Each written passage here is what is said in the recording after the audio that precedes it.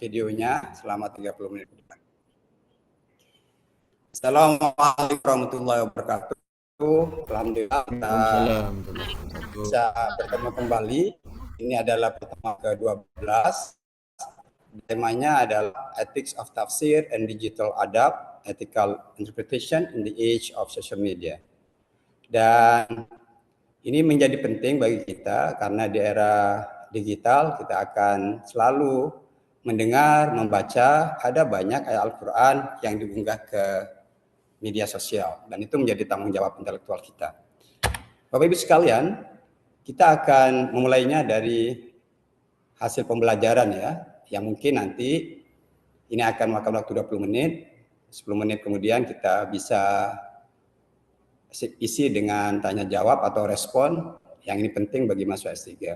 Yang pertama adalah kita ingin menjelaskan dasar etik dari penafsiran Al-Quran, yang ini mengingatkan kita bahwa risalah Nabi Muhammad itu didasarkan kepada apa yang kita dengar di dalam hadis, liutami memakarimul akhlak. Jadi akhlak budi pekerti, etika itu dasar yang paling penting dalam keagamaan kita. Yang kedua, dari dasar inilah kemudian kita ingin evaluasi kembali sebenarnya tanggung jawab intelektual di dalam tafsir digital.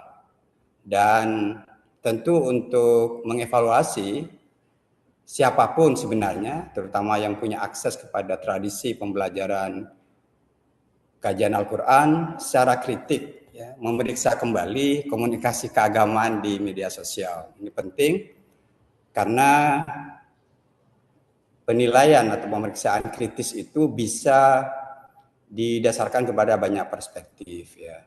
Ini pilihan dan tanggung jawab intelektual tentu saja.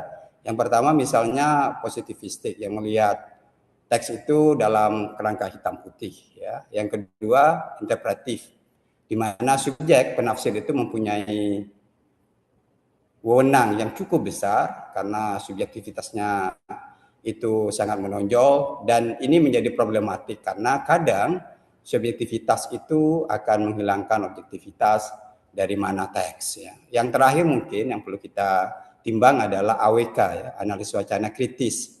Jadi sebenarnya teks itu mengandung relasi kuasa, ada marginalisasi di situ. Kemudian yang paling mungkin itu adalah apa yang disebut dengan penindasan. Ya. Jadi ayat Al-Quran dijadikan alasan untuk menindas orang lain. Ya, nanti kita lebih jauh bisa lihat.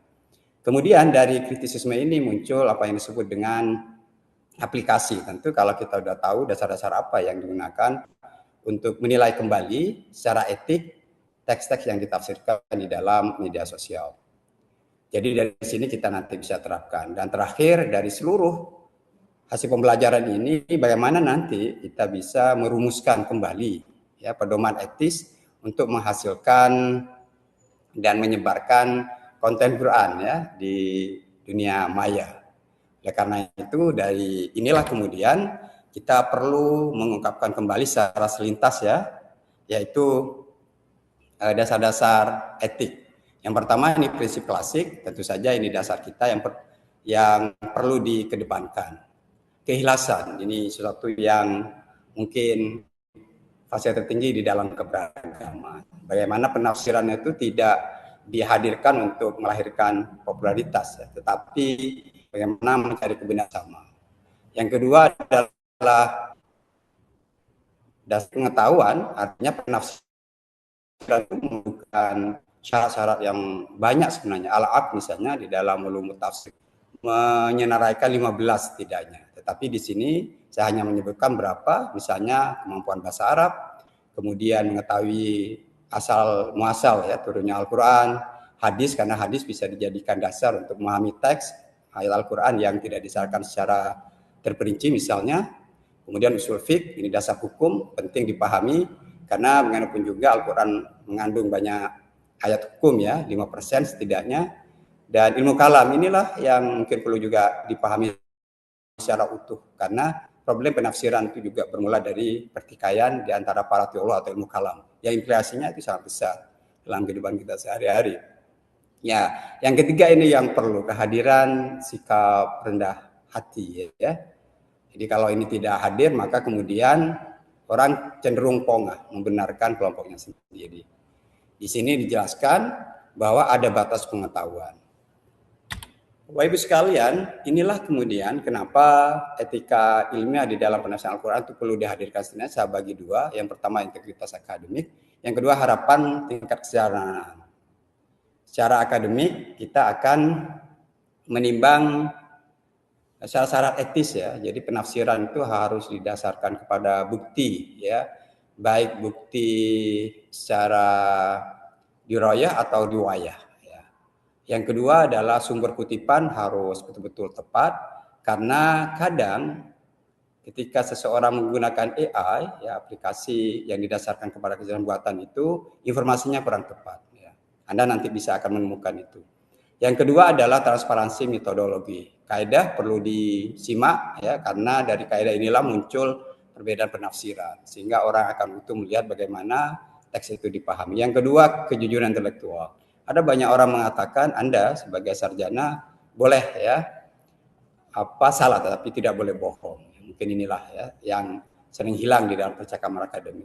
Yang kedua, ini adalah tuntunan kita, plagiarisme harus betul-betul dihindari, kecuali memang kita mengutipnya sebagai dasar cara kita memahami teks. Yang terakhir, ini yang perlu dihadirkan juga, bagaimana kita menghormati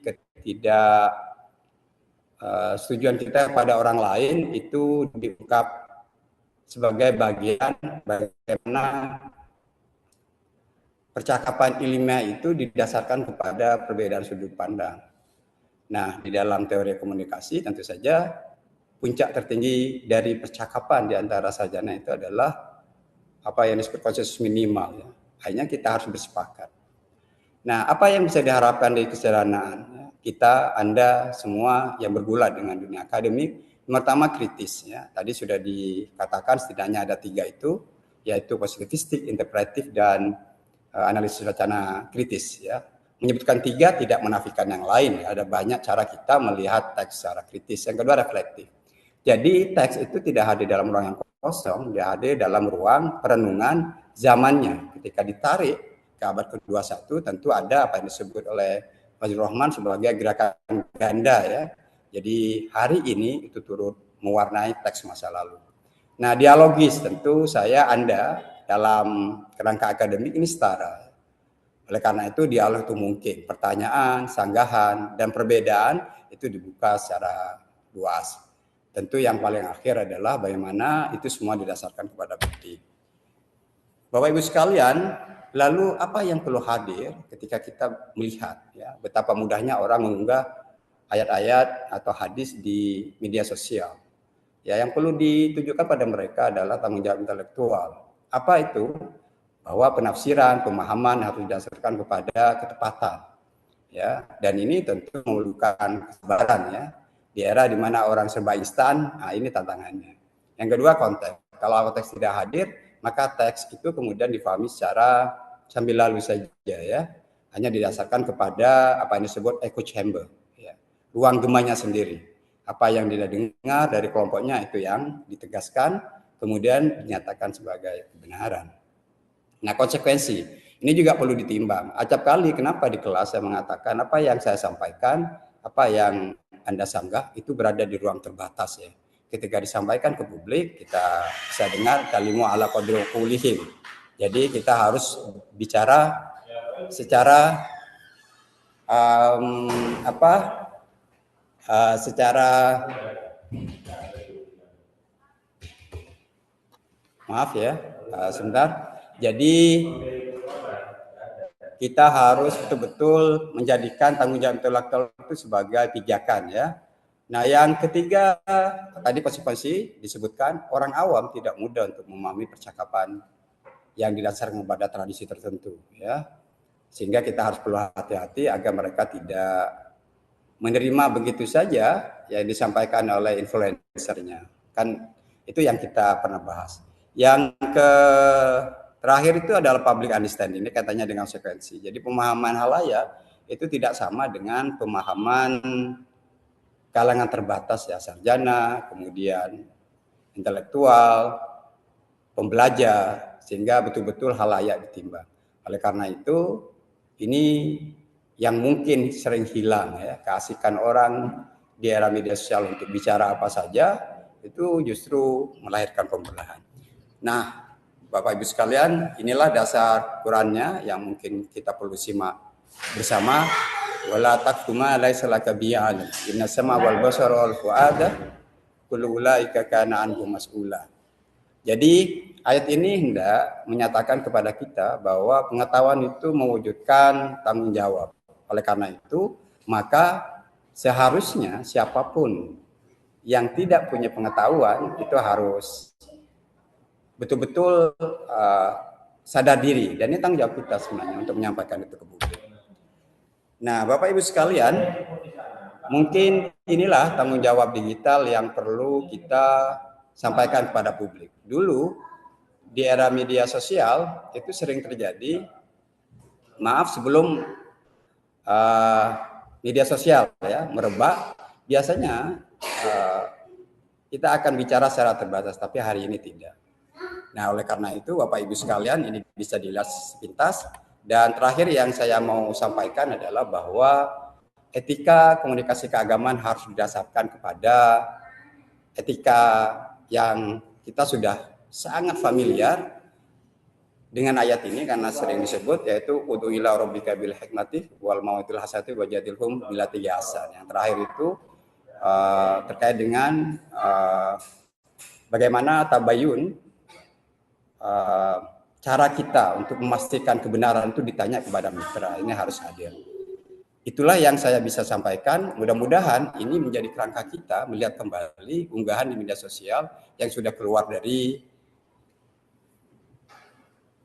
dimensi keagamaan yang paling sangat dasar, yaitu etika. Nah, untuk itu saya persilakan kepada para mahasiswa untuk bisa melihat dengan baik, ya, mencermat dengan baik apa yang ada di dunia maya dan apa yang ada di wacana intelektual kita. Dipersilakan.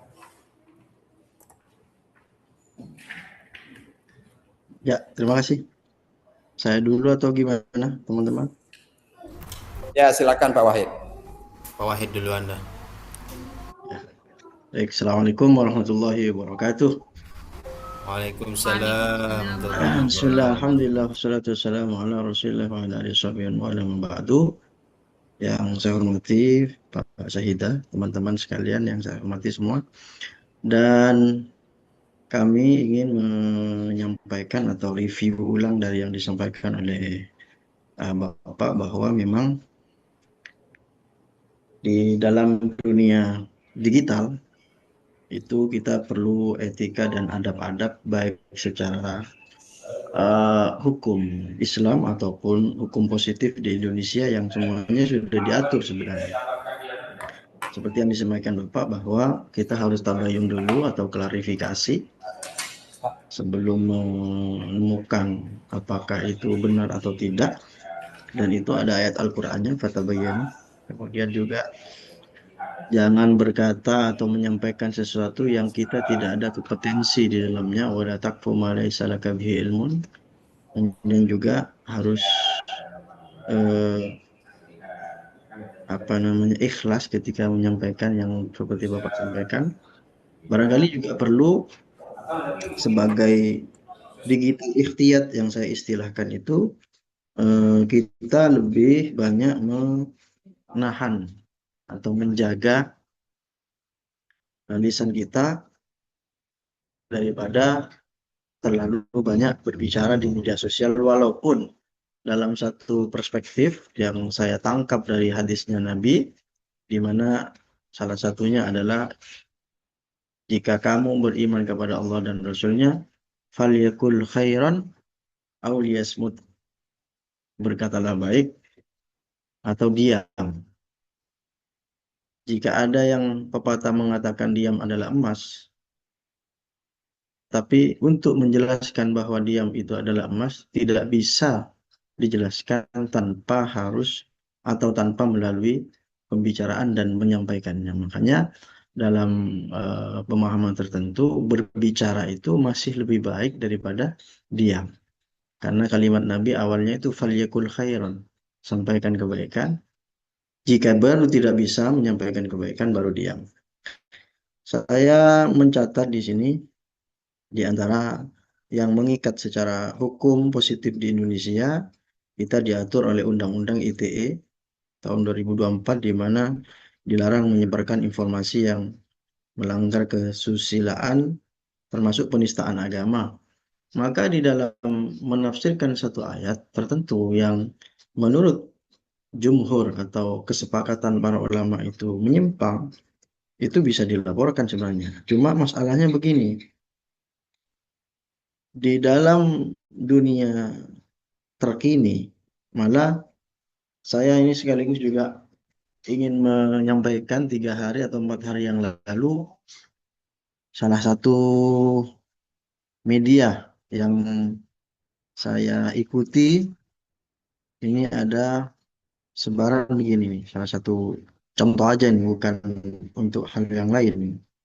Jadi saya tangkap dari media Agung News, ini salah satu saya dalam rangka untuk mengklarifikasi juga, dan saya tidak menyebarkannya karena belum tahu kebenarannya. Jadi laporan ijazah Pak Jokowi hilang. Jadi setelah ini beritanya saya baca, mengejutkan, setelah Roy Suryo dan Dr. Tifa bebas, Jokowi melaporkan ijazahnya hilang dan nggak bisa tidur. Itu sudah saya mau share, tapi saya ingat etika dalam bermedia sosial, bahwa saya belum tahu ini benar apa enggak atau hanya buatan tertentu, jadi tidak saya share. Nah, tapi persoalannya, Bapak Ibu sekalian, yang saya ingin sampaikan adalah kita sebenarnya bukan tidak tahu etika dalam tafsir ataupun bermedia sosial. Sistemnya sekarang ini tidak memberi kita ruang untuk beretika. Jadi klarifikasi itu, Pak, butuh sampai sekarang 3 hari bahkan seminggu untuk membuat riset apakah itu benar atau tidak. Tapi untuk membuat fitnah itu butuh 3 detik aja, sudah disebarin. Jadi solusinya bagaimana ini? Apakah kita hanya melayani para netizen yang maha benar, atau kita mempunyai sikap tertentu untuk mengcounter, atau yang penting saya atau kita aman dulu, padahal kita kan juga punya tanggung jawab kepada masyarakat kita dan orang-orang di sekitar kita agar tidak termakan isu-isu yang tidak benar gitu.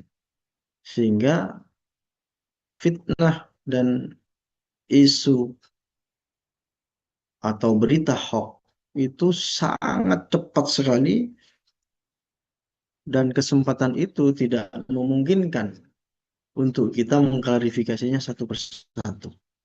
Nah, apa yang harus kita lakukan sebenarnya? Ini apakah kita harus buat apalah, terserah Bapak nanti bagaimana. Yang jelas itu menjadi pikiran saya, di mana tidak mungkin juga kita membendung di saat eh, zaman atau per hari ini satu persatu informasi, khususnya yang terkait dengan tafsir-tafsir tertentu. Misalkan beberapa tahun lalu ada seorang tokoh menafsirkan innama yahsyallah min ibadihil ulama.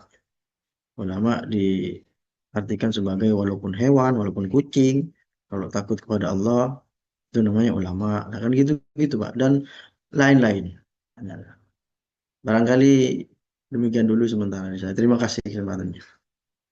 Ya, terima kasih Pak Wahid. Untuk selanjutnya, silakan Bu Vivi. Baik, Prof. Yang saya tanyakan di sini, nah, salah satu etika dalam penafsiran itu kan larangan berbicara tanpa ilmu. Sebagaimana di dalam surat Al-Isra itu ayat 36 bahwa janganlah kamu mengikuti sesuatu yang kamu tidak mempunyai pengetahuan tentangnya. Sesungguhnya pendengar, penglihatan, dan hati semuanya akan dimintai pertanggungjawabannya. Sedangkan di era sekarang, orang yang tidak memiliki ilmu pun sudah ada AI. Sebentar-sebentar share sebagaimana yang kemarin-kemarinnya ada TikTokers yang ya itu Tak jelas Bu Vivi suaranya. nggak dengar. Tes. Dengar, Pak? Terus. Ya, Jelas. eh, yang sebagaimana kemarin ini lagi viral bahwa ada TikToker yang itu mengambilnya dari AI dengan menggunakan wajah AI. Ada cewek namanya Sarah kalau nggak salah itu. Jadi menyampaikan ayat Al-Quran, menyampaikan tentang dakwah keislaman itu menggunakan AI. Nah, itu bagaimana itu dan sampai mana batasan sebenarnya dalam kode etik menyampaikan tafsir begitu, Prof. Terima kasih. Terima kasih Bu Vivi. Dipersilakan yang lain, Pak Anas dan Pak Alif.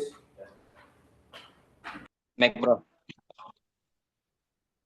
Ya, mungkin saya di sini ingin bertanya khusus terkait etika tafsir ya, atau etika mufassir lah. Bagaimana kita tahu dalam kitab-kitab usul tafsir atau ulumul Quran itu disebutkan salah satu etika tafsir itu ya apa? Menggunakan berakidah yang lurus itu, Bro. Berakidah yang lurus. Kita tahu bahasanya banyak pemikir non-muslim ya, sebutlah Izutsu lah gitu ya. Ini kan Izutsu ini kan bukan orang Islam atau non-muslim lah. Apakah ya Izutsu ketika menafsirkan Al-Quran sebagaimana dalam buku-bukunya itu ya, itu telah melanggar etika tafsir itu sendiri atau bagaimana, Prof? Kemudian yang kedua, satu etika tafsir juga menggunakan metodologi yang benar. Istilah metodologi yang benar ini dalam pandangan Prof Sahid, dalam pandangan jenengan sendiri itu bagaimana? Soalnya kan kita tahu bahasanya banyak pemikir muslim kontemporer itu yang menawarkan metodologi baru gitu. Jadi istilah metodologi yang benar ini dalam koridor yang seperti apa itu, Bro? Ya demikian. Oke, terima kasih. Silakan Pak Ali. Oke, Pak Syahidah, terima kasih dan teman-teman semuanya. Menarik sekali pembahasan kita kali ini berkaitan dengan etika ya. Etika dalam ilmu tafsir maupun etika dalam bermedia sosial, etika dalam berdigital. Tadi juga sudah disampaikan oleh Pak Wahid terkait dengan suatu contoh ya, yang dimana itu merupakan sebuah berita yang mungkin kalau kita sebarluaskan belum diketahui kebenarannya, dan bukan hanya itu saja, banyak sekali sekarang maraknya sebuah berita maupun komentar-komentar yang tidak begitu relevan dengan apa yang mungkin tidak diketahui secara keseluruhan begitu.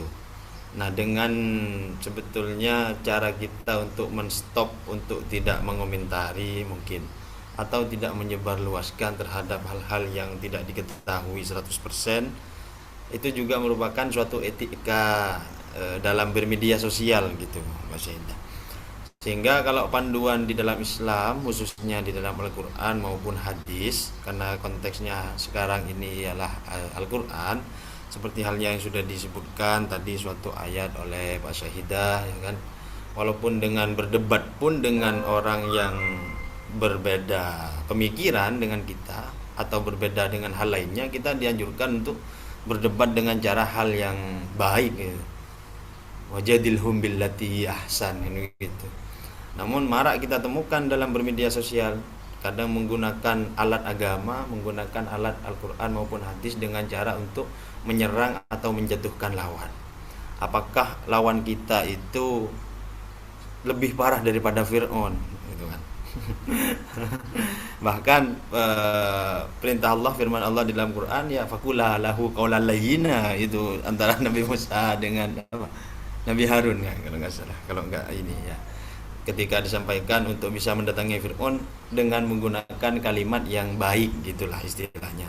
Nah, kira-kira entah itu rival politik ataupun rival lainnya yang marak sekali di media sosial, apakah lebih parah dari Fir'aun sehingga dengan cara hal-hal yang tidak tidak islami sekali gitu, apalagi menggunakan pisau-pisau Al-Quran maupun hadis. Nah itu sebetulnya, sehingga menurut tanggapan kami baik agar kiranya kita dalam memberikan sebuah pemahaman terhadap hal yang kita lihat, yang kita baca, mengedepankan rasa husnudzon lah gitu, berprasangka baik, namun tidak meninggalkan hal-hal yang itu bisa memberikan sebuah masukan dalam kurung ya kritis lah begitu, namun dengan cara hal-hal yang baik gitu.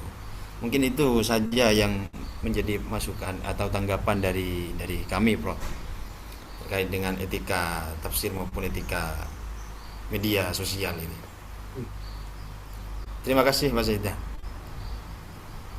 Ya, terima kasih kepada para mahasiswa, Bapak Ibu sekalian. Di kelas S3 ini kita duduk setara, kita berbicara isu yang sama dengan asumsi bahwa setiap yang individu hadir di sini mempunyai seperangkat cara melihat. Nah, masing-masing telah menyatakan sikap dan ada pertanyaan besar yang mungkin juga kita bisa bahas bersama di sini. Jadi secara khusus saya akan merespon apa yang disampaikan oleh Bapak Ibu di sini dalam sebuah kerangka kritis ya. Misalnya, kalau memang seperti kata Pak Wahid, ada penyebaran berita yang tidak bisa dikendalikan, padahal secara etik melanggar, maka ini ada domain lain, yaitu hukum. Kita ada UU ITE ya, yang ITE yang itu bisa dilaporkan. Tetapi kadang UU ITE ini tidak sepenuhnya bisa secara efektif bisa mencegah orang untuk menularkan pandangan-pandangan yang tertutup. Makanya kemudian sebenarnya semua yang hadir di sini sepakat. Wala takfu itu ayat Al-Isra yang disampaikan oleh Bu Vivi tadi itu hendak mengatakan orang belimu itu jangan bicara karena apa yang diucapkan itu akan dipersoal nanti di akhirat. Tapi kenyataannya di era media sosial ini setiap orang seakan-akan diberi kebebasan untuk mengatakan itu. Nah, bagaimana sikap kita sebagai sarjana itu yang perlu hadir. Misalnya ayat inil hukmu illa lillah ya, yang kadang dikutip oleh sebagian orang untuk menyatakan bahwa demokrasi itu tidak sesuai dengan Al-Quran.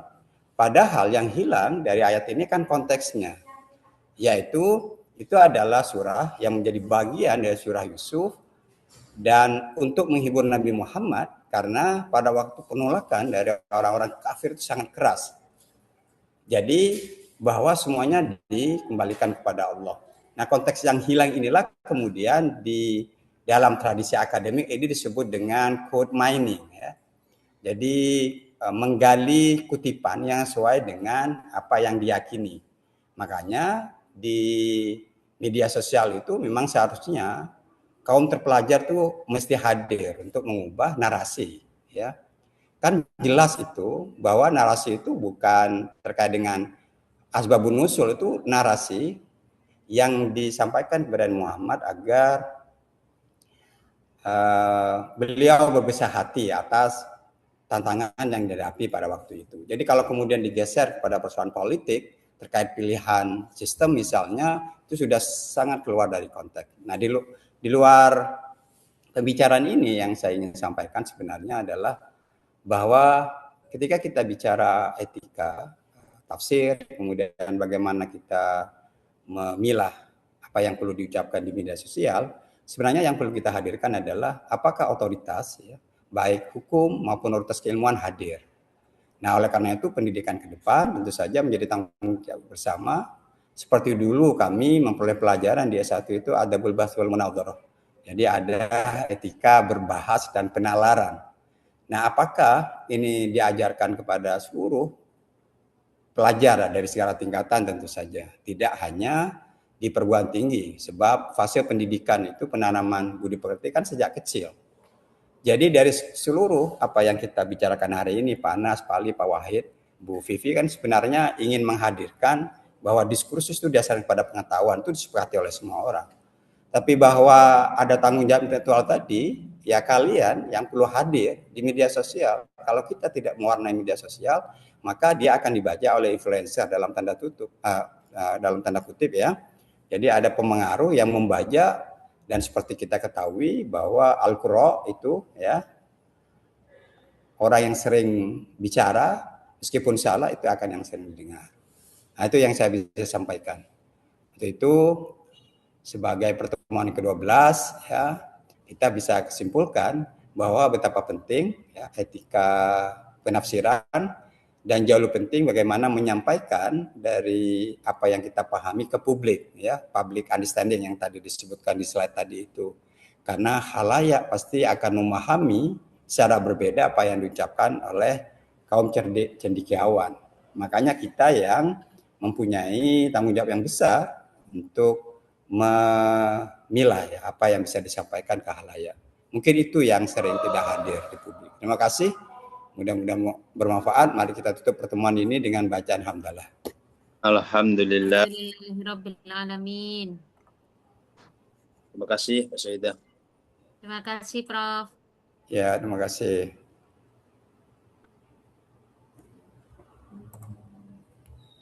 Terima kasih Pak Wahid, Pak Anas, Pak Ali, Bu Vivi. Oke, sama-sama Prof.